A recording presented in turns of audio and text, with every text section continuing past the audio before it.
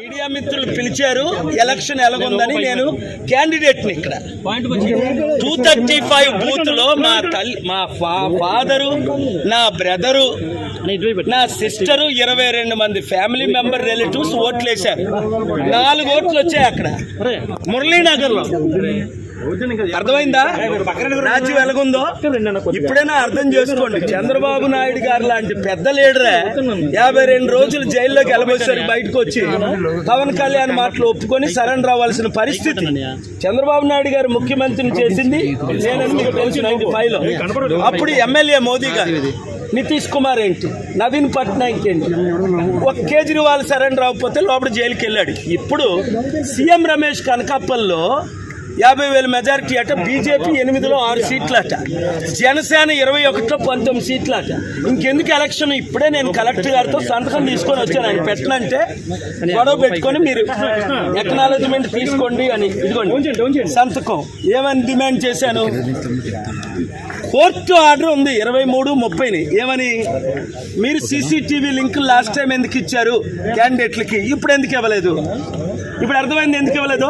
CCTV కెమెరాలు వెనకన ఎందుకు పెట్టలేదు, చుట్టూ ఎందుకు పెట్టలేదు? ఎందుకు కారణం?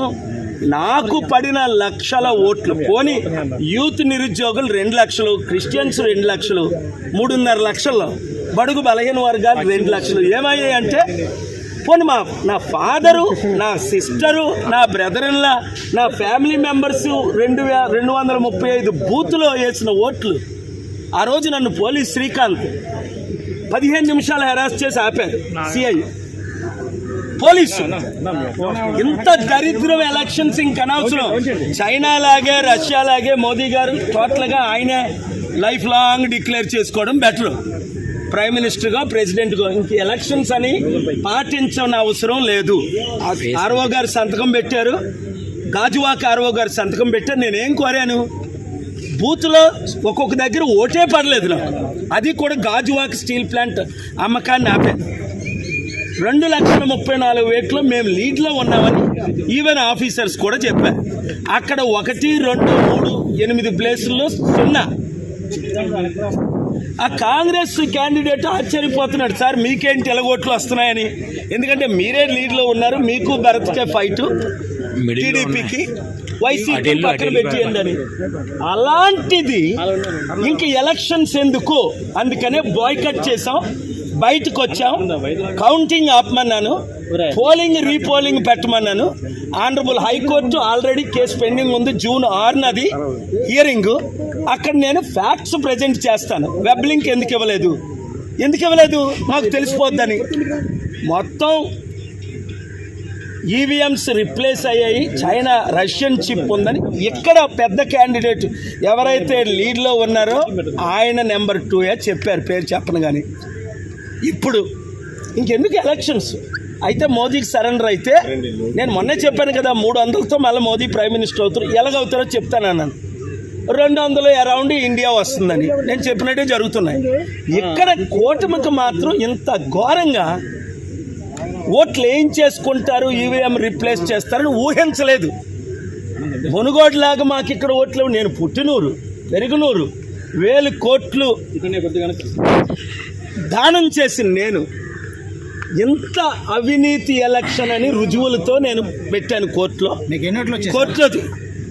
కొన్ని బూతుల్లో 1 ఓటు రాలా, అది ప్రాబ్లం. 22 మంది మా ఫ్యామిలీ మెంబర్ ఓట్లు వేస్తే అవి కనబట్టలేదు. మురళీనగర్ అది చూసారా రౌండ్లో. ఎవడైనా నమ్ముతాడు ఇది? మణిపూర్ ఘటన 3.5 లక్షల కోట్లు క్రిస్టియన్ ముస్లిం ఓటేశారు. టీడీపీ బీజేపీతో కలిసినందుకు ఎవరు వేయరు, అది మీకు తెలుసు. మరి ఎవరికి వేశారు? రీపోలింగ్ పెట్టాలి. పవన్ కళ్యాణ్ ఎందుకు సరెండర్ అయిపోయాడు? ఆయనకు కూడా ఓట్లు పడవనే. అంతవరకు ఎందుకు? చిరంజీవి 2009లో ఒంటరిగా నిలబడ్డాడు, 18% వచ్చింది. రెండోసారి నిలబడ్డాడు కాంగ్రెస్ తో, 0.5% వచ్చింది. నాకు ఇప్పుడు 1% ఇస్తున్నారు.